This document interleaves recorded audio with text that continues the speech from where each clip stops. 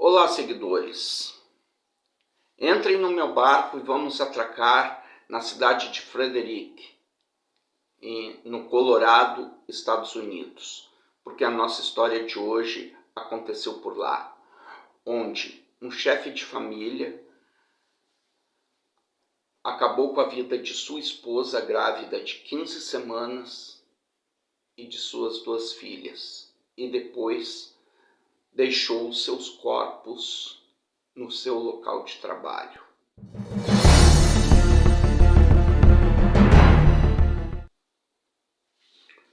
O assassinato da família Watts ocorreu em Frederick, no Colorado, durante as primeiras horas da manhã de 13 de agosto de 2018.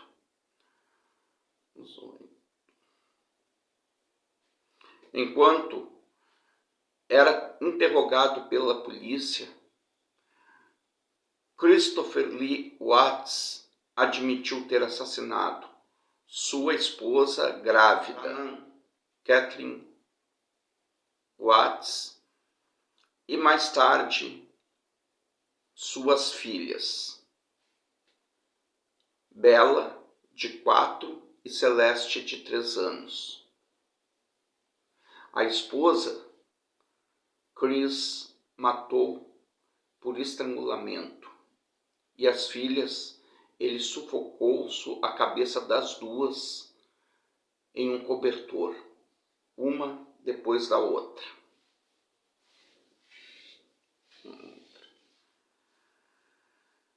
Em 6 de novembro de 2018, ele se confessou culpado de várias acusações de homicídio de 1º grau, como parte de um acordo judicial, quando a pena de morte, que na época estava em vigor no Colorado, diferente de 2020 para cá, que foi abolida, né?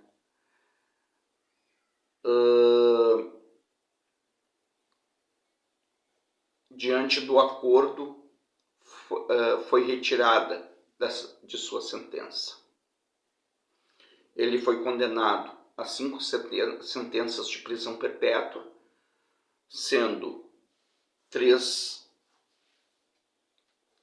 que 3 delas ele deveria cumprir de forma consecutiva e as outras 2 deveriam ser cumpridas simultaneamente. Christopher e Shannon eram nativos do estado da Carolina do Norte, mas oriundos de cidades diferentes. Christian nasceu em Spring Lake, enquanto que Shannon era de Aberdeen. Eles se conheceram em 2010 e se casaram no condado de Mecklenburg, no dia 3 de novembro de 2012. Eles tiveram 2 filhas, Bella Marie Watts, nascida em 17 de dezembro de 2013, e Celeste Kathleen Watts, nascida em 17 de julho de 2015. A família morava em uma casa de 5 quartos em Frederick, no Colorado, que foi comprada por Chris em 2013. Os Watts entraram com um pedido conjunto de declaração de falência em 2015, pois o casal tinha uma dívida de cerca de $448 mil na época. Christopher foi contratado pela Anadarko Petroleum, e guardem esse nome, ele vai fazer sentido. mais adiante no vídeo para vocês. Enquanto Shannon trabalhava em casa, vendendo um produto de uma empresa de marketing a qual ela representava. No momento de sua morte, ela estava grávida de 15 semanas de um filho que se chamaria Nico. Eu vou narrar agora como ocorreu a dinâmica dos fatos que resultou na morte de Shannon e das filhas mais tarde. Eu vou começar a falar agora sobre o desaparecimento delas. O desaparecimento de Shannon foi notado primeiramente. Tá? Shannon havia feito uma viagem a negócios para o Arizona, né? E voltou para casa, chegando em casa perto, um pouquinho antes das 2 da madrugada, no dia 13 de agosto de 2018. Depois de ser levada para casa por sua amiga pessoal e colega de negócios, Nicole Atkinson, ela foi se juntar ao marido e às filhas que já estavam dentro da casa.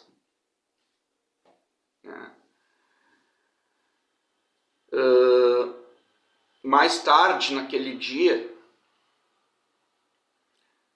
Shannon e as meninas foram dadas como desaparecidas. O que aconteceu? A Atkinson, é assim que eu vou chamar ela no vídeo, tá, pessoal?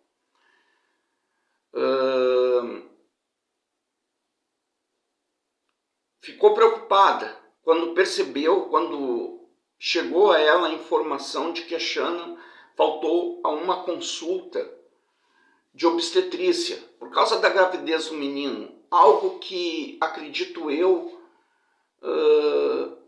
uma mulher grávida jamais faltaria se estivesse viva, né? E não foi só isso que aconteceu.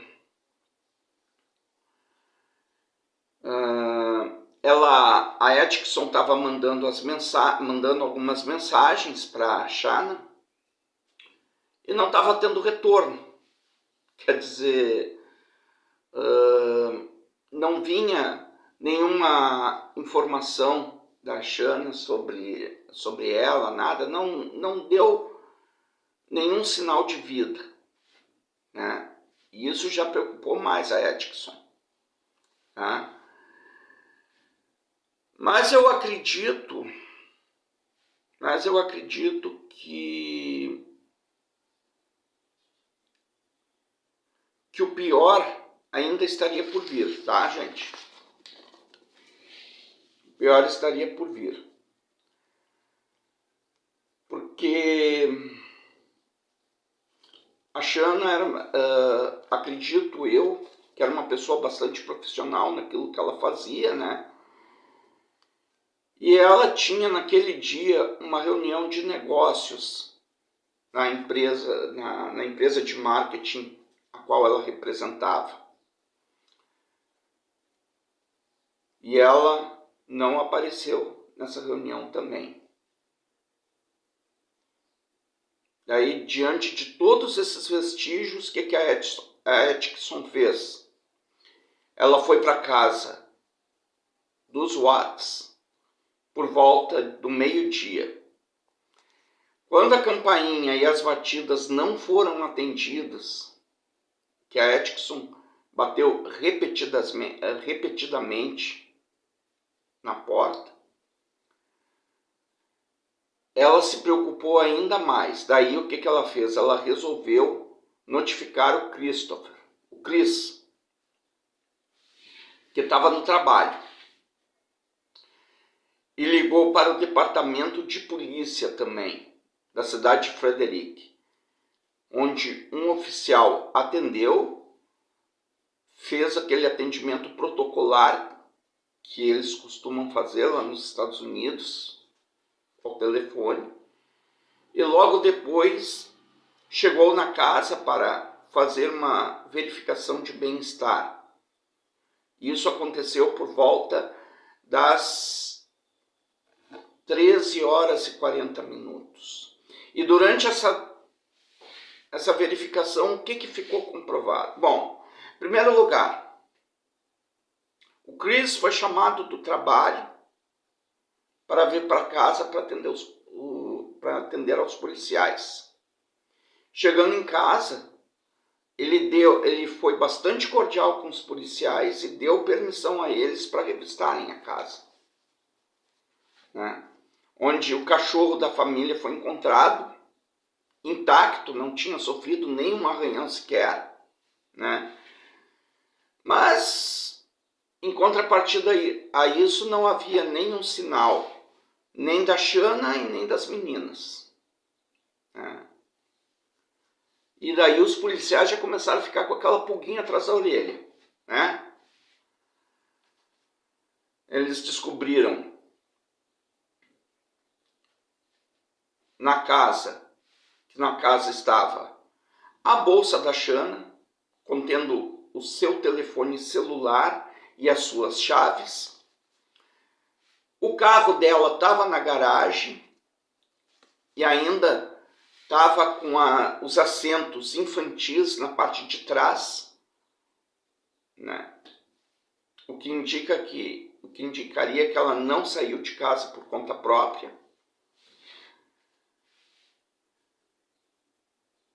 E o que mais chamou a atenção da polícia, além de tudo isso, foi a aliança de casamento da Shanna, que foi encontrada em sua cama, em cima de sua cama. Por que ela tiraria a aliança de casamento? Tudo isso foi criando uma linha de investigação, certo? E até o momento elas estavam sendo dadas como desaparecidas. Não havia sido encontrado nenhum corpo. Mas vamos em frente.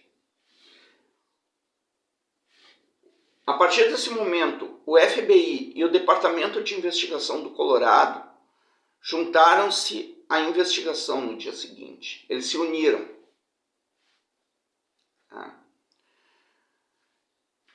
E o Christopher foi interrogado. Inicialmente ele disse à polícia que não tinha ideia de onde a Shanna e as meninas poderiam estar. E não tinha visto a sua esposa desde as 5h15 da manhã do dia anterior, que foi quando ele saiu para o trabalho.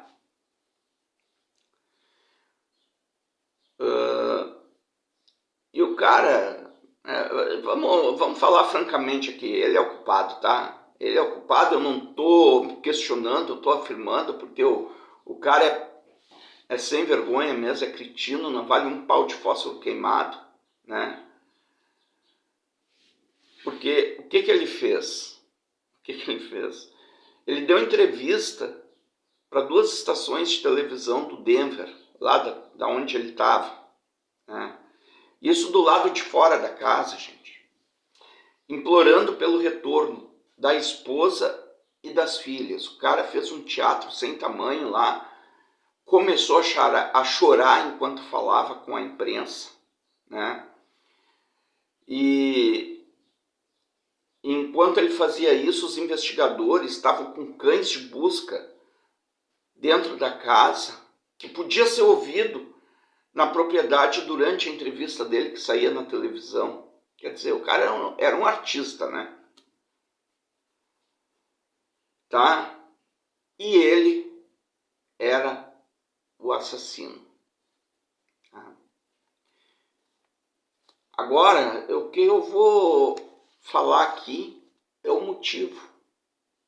Eu vou esclarecer para vocês o motivo que levou o Christopher a matar a mulher grávida e as filhas.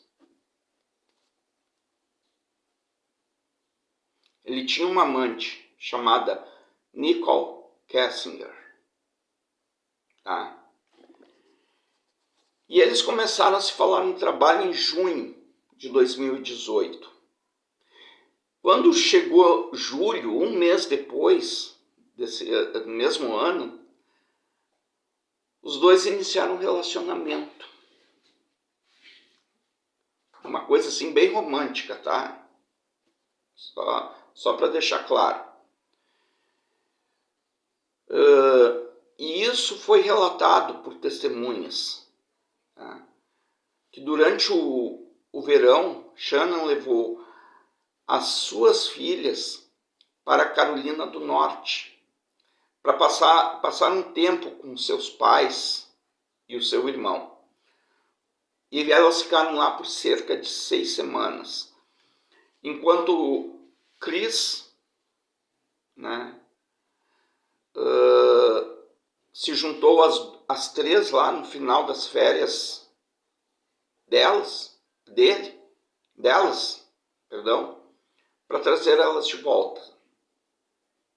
Só que antes disso, ele passou a maior parte dessas 6 semanas na sua casa, no Colorado. E o que isso significa, seguidores? Que ele teve uma ampla oportunidade de começar um caso com a Kessinger. E foi exatamente isso que aconteceu.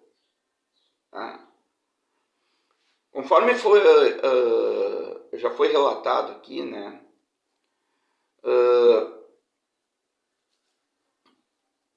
Eles assumiram um relacionamento. Eles eram amantes. Se tornaram amantes. Tá?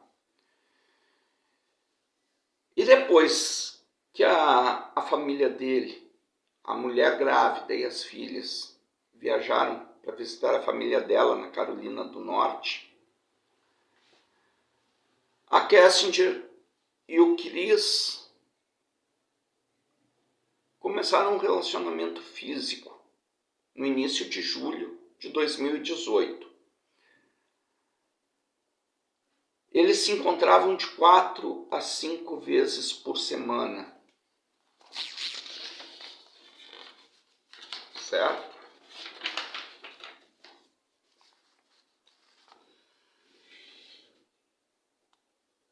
E saíam assim, ó, esse casal saía em uma infinidade de encontros enquanto a Shannon estava fora. Eles passavam o tempo deles indo a bares, restaurantes, museus de carros, dunas de areia. Quer dizer, eles estavam vivendo um conto de fadas, né? Com toda aquela situação a qual se o Chris se enquadrava, ele estava vivendo um conto de fadas com um amante. Tá? O promotor público, Michael Herc, revelou que o histórico do Chris no Google mostrava que ele estava pesquisando na internet por lugares de férias isolados para levar a sua namorada enquanto a sua esposa estava fora. Isso para não levantar suspeita de que ele tinha uma amante, né? Então,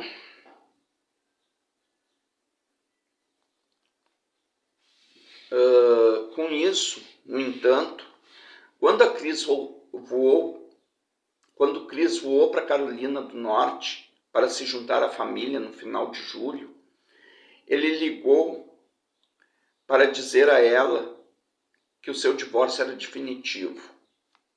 Tá? Quer dizer, o Chris, antes de ir, e o que eu entendi aqui foi o seguinte: o Chris, antes de ir para Carolina do Norte para buscar a esposa e as filhas, ele telefonou para Kessinger dizendo: eu estou indo lá para me divorciar. Quando eu voltar para cá, eu vou ser um homem livre. Mas isso era tudo mentira, gente. Era tudo mentira. Tá? E a Kessinger, que aparentemente acreditava que havia começado um novo relacionamento com um homem solteiro, né? Se mostrava feliz com tudo aquilo. Lógico, né? Tá? Só que a investigação não parou por aí, tá, gente? Não parou por aí. Porque não foi só as pesquisas que o Chris fez no Google que a polícia investigou. A polícia investigou também as pesquisas feitas pela Kessinger no Google. E aí teve revelações importantes. Tá? Que, no meu ver, foi a partir dessa investigação que a polícia fez que surgiu uma linha que ligava o fato do Chris ter uma amante com a morte da esposa e das filhas. Tá? Mas vamos lá. Ao investigar Chris Watts pelos assassinatos da Shanna, da Bella e da Celeste, os investigadores descobriram pesquisas no Google que lançam luz sobre o caso entre Chris e Kessinger. Nessas pesquisas, ficou revelado que em 24 de julho de 2018, logo após Kessinger e Chris começarem a namorar, ela pesquisou no Google a seguinte frase: o homem com quem estou tendo um caso diz que vai deixar a sua esposa. Tá? Isso aí dava a entender que ela sabia que o Chris era casado. Né? Em seguida, ela pesquisou no Google o termo casar com sua amante. Isso significa que ela queria o Chris de qualquer maneira. Tá? E de acordo com a publicação feita em 4 de agosto, às 12 horas e 45 minutos, às 15 para 1 da tarde, tá?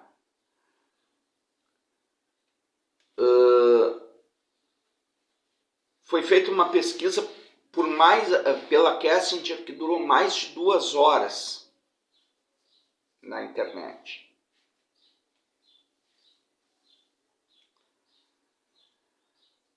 E essa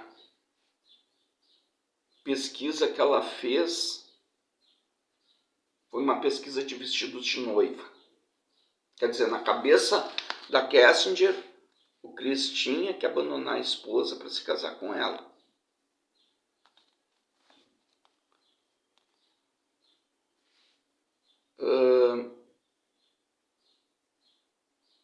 Essas pesquisas, seguidores, são indicações que a polícia teve depois de algumas semanas, tá? De que a Kessinger poderia estar pensando em se casar com Chris, realmente. Ela sabia que ele era casado, mas na cabeça dela ele deveria se separar da mulher para se casar com ela.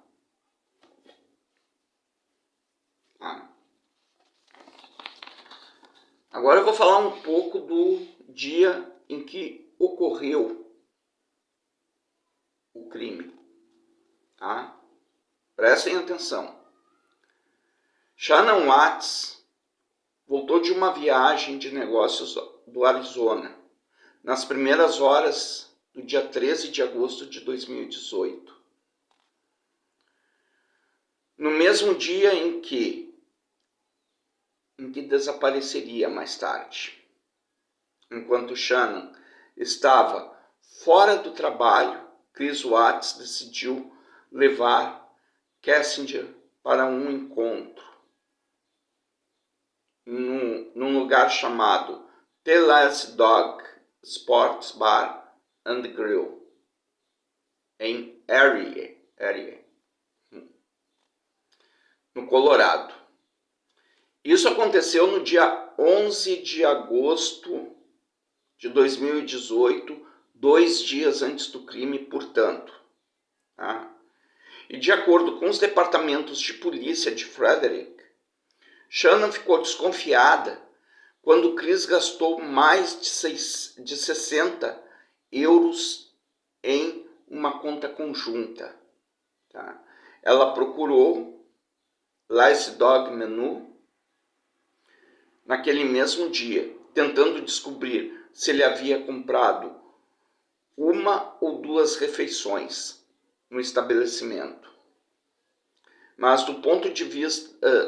isso foi a visão da Shannon. Mas também teve a visão, gente, da Kessinger, que ela viu o outro lado da moeda nessa atitude do Chris. E esse outro lado da moeda que ela viu era favorável a ela.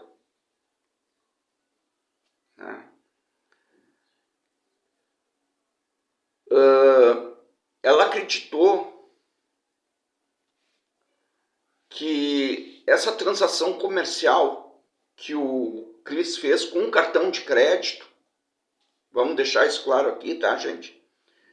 Foi importante para o seu relacionamento com ele. E vocês vão entender por que agora. Pois a Kessinger, ela tinha revelado na polícia, tá, que o Chris usou o cartão de crédito para pagar a refeição. Ela tomou isso como um sinal positivo em seu relacionamento. Porque o Chris geralmente pagava por itens como cartão presente, que era uma tática que ela adotou como uma tentativa do Chris esconder as suas atividades de sua esposa e coisas do gênero assim, sabe?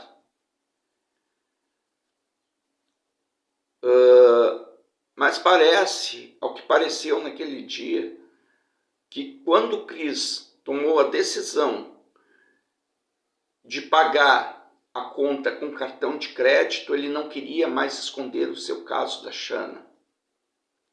E foi dessa forma que Kessinger acreditava que isso aí estava sendo um passo à frente em seu relacionamento com ele. Mas, infelizmente, apenas 2 dias depois, quando Chris matou a Shannon, e a Kessinger ficou em choque total com os trágicos eventos. Porque ela leu a notícia do fato ocorrido e descobriu que ele ainda era casado e sua esposa estava grávida de 15 semanas.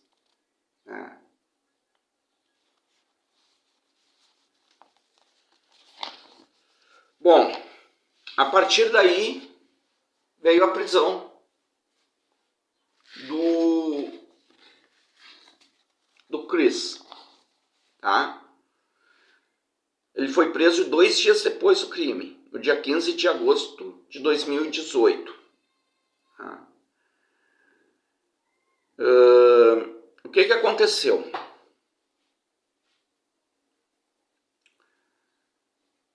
Para a polícia declarar a prisão para o Chris. Tá? Eles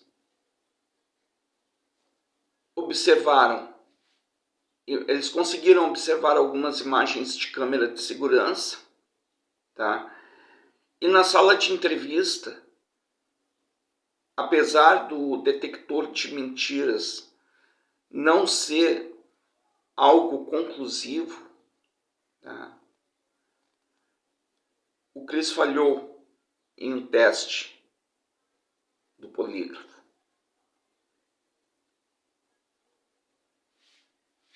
Quando ele soube disso, logo depois, ele confessou o assassinato da Shanna.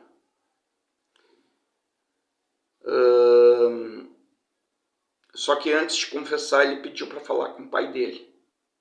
Tá?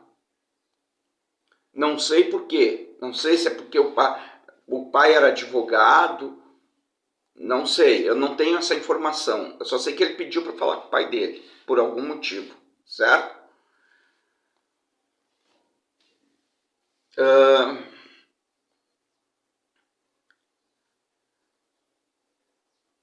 Bom, aí ele, depois, né, depois que ele falou com o pai, ele foi prestar o seu depoimento. Nesse depoimento, tá, o Chris confirmou que estava tendo um caso fora do relacionamento e alegou que pediu a separação para Shanna durante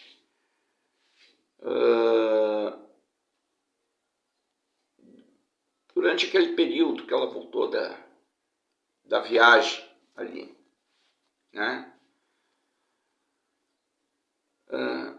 Só que a Shanna não deu, não quis a separação, até porque ela estava grávida, né, gente? Vamos levar isso em consideração também. Bom, com essa negativa, ele alegou que estrangulou a Shanna e sufocou as meninas com um cobertor até a morte, em um acesso de raiva. E depois ele transportou os corpos para um local remoto de armazenamento de petróleo de propriedade de seu empregador, a Andarco Petróleo. Vocês lembram que eu falei para vocês no início do vídeo guardarem o nome da empresa em que o Chris trabalhava? Foi por isso. Ele largou os corpos por lá. Lá no próprio trabalho dele. Foi onde as autoridades encontraram os corpos da família Watts depois. Dentro do local da Andarco Petróleo, no dia 16 de agosto, um dia depois da confissão. Tá? O Christopher já havia sido demitido pela empresa no dia 15, no mesmo dia em que ele foi preso, ele já tinha sido demitido da empresa, tá? E daí, gente, foi o seguinte, os corpos das meninas foram encontrados e escondidas em tanques de óleo, naqueles famosos silos que a gente sabe, né? Aqueles tanques grandes de óleo.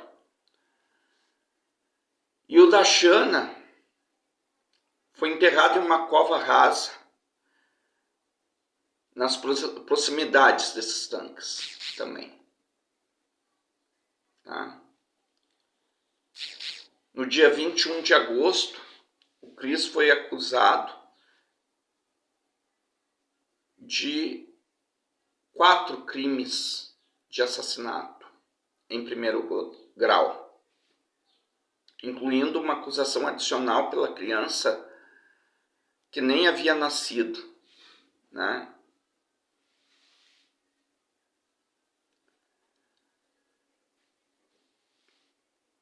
E por uma criança citada como... e tem a acusação adicional, né? Que é citada como morte de uma criança que ainda não tinha completado 12 anos de idade. Que é mais grave ainda, né?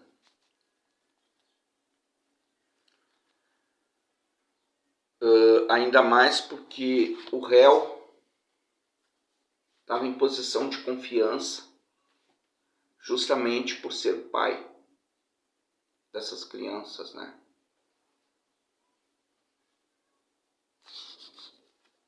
Além disso, ele foi acusado pela interrupção ilegal de uma gravidez e 3 acusações de ocultação de cadáver. A princípio, gente, ele teve a sua fiança, o seu pedido de fiança negado. Ele pediu fiança para ficar em liberdade.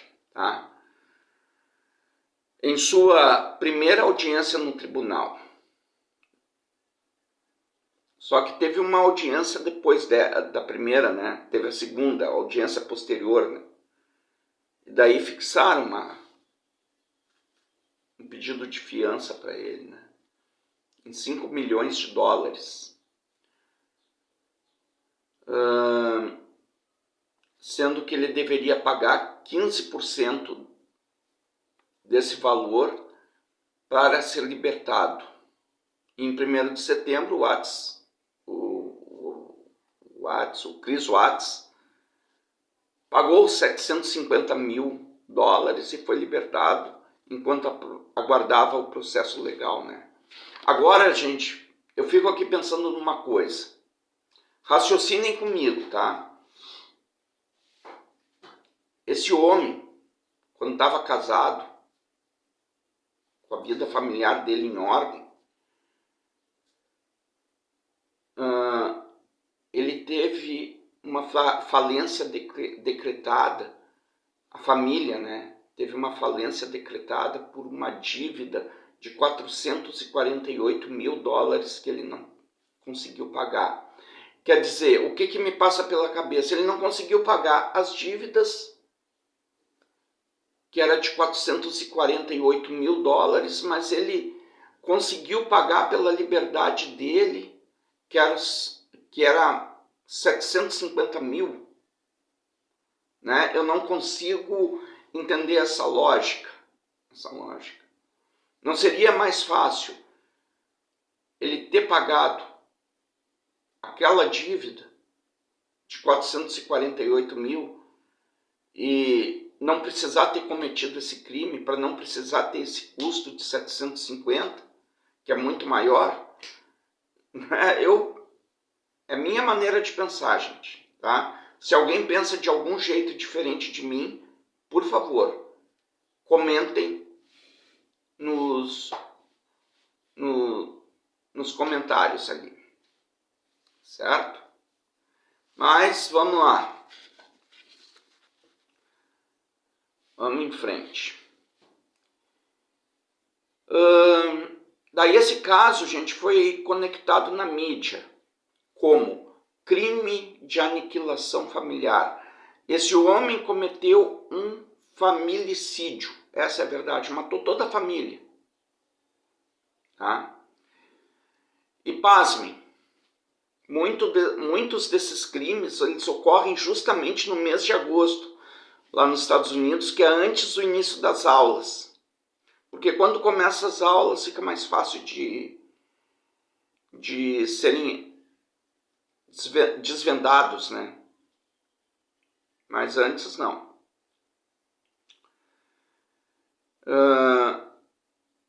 Se acontece antes das aulas começarem, pode atrasar a detecção do crime.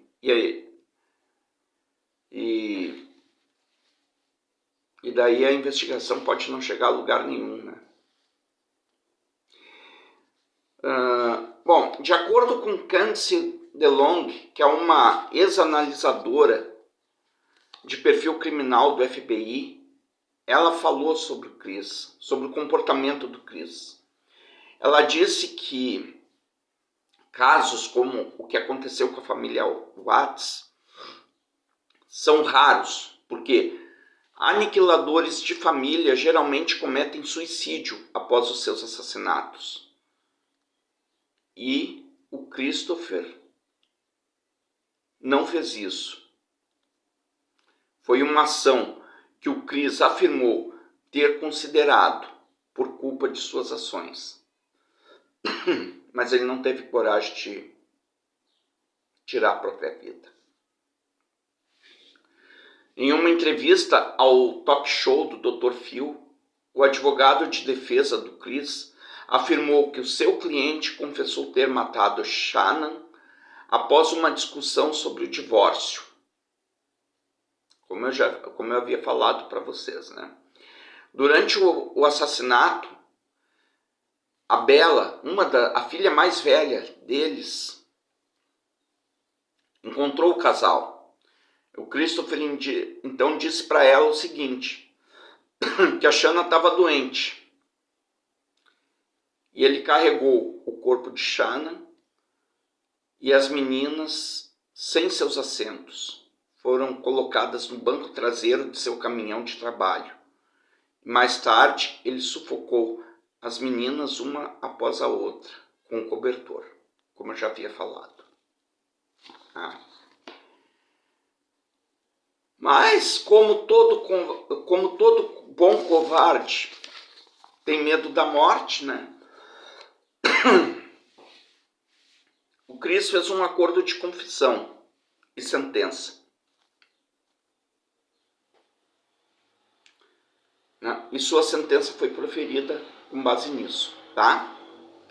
O Christopher confessou-se culpado dos assassinatos no dia 6 de novembro.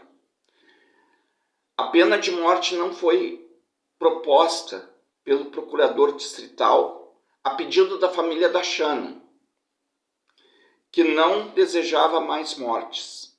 Eles apoiaram a decisão de aceitar o acordo judicial do Chris. Em 19 de novembro, ele foi condenado a 5 sentenças de prisão perpétua, 3 consecutivas e 2 simultâneas, como eu já havia falado, sem possibilidade de liberdade condicional. E ainda teve os penduricalhos. Ele recebeu 48 anos adicionais pela interrupção ilegal da gravidez da Shannon e 36 anos por 3 acusações de ocultação de cadáver depois disso. E outra coisa, ele teve a sua fiança de 5 milhões revogada e foi imediatamente devolvido à custódia. Eu só queria saber uma coisa. Eu espero que não, tá? Mas eu queria saber o seguinte, se aqueles 750 mil que ele deu para ficar solto aqueles dias foi devolvido para ele ou não. Acho que não, porque ele ficou uns dias perambulando pela rua aí, sem puxar cadeia, né? A justiça americana é mais séria do que a do Brasil. A gente sabe disso. Em 3 de dezembro de 2018, Christopher foi transferido para um local fora do estado onde ele estava, devido a questões de segurança. Provavelmente ele estava sendo ameaçado. Em 5 de dezembro, chegou a Dodge Correctional Institution. Desculpem as falhas de inglês aí, tá, gente? Bom, esse local que ele chegou, tá, é uma prisão de segurança máxima que fica em Alpun, em Wisconsin, para que ele pudesse continuar cumprindo a sua pena de prisão perpétua, certo?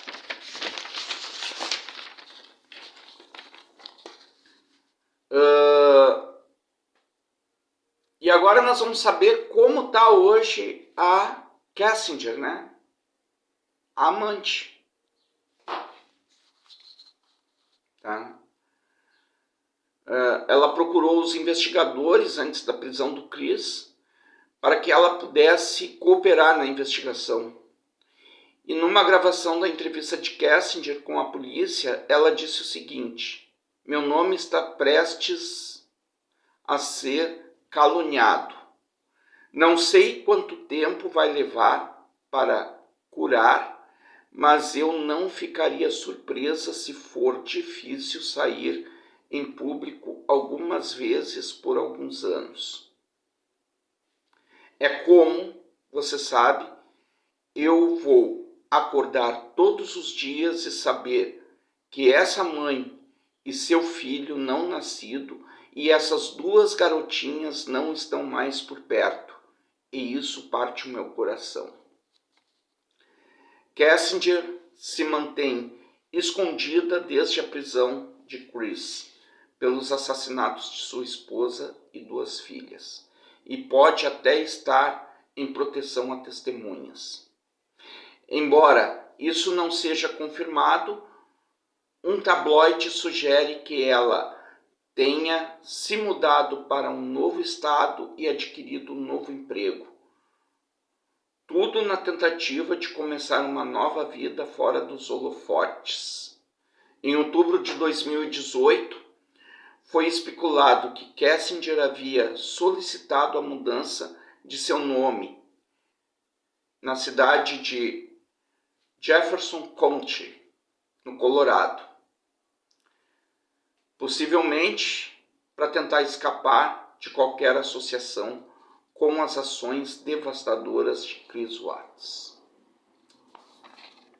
A história de hoje foi essa, seguidores. Agora vamos voltar a navegar pelos continentes do mundo até a nossa próxima parada ou próximo vídeo, como preferirem. Não se esqueçam de se inscreverem, quem não é inscrito. Façam os devidos comentários, sempre educadamente. Se gostaram, deixem um like e compartilhem a história. E ativem o sininho para as notificações de novos vídeos. E assim sendo, até a próxima.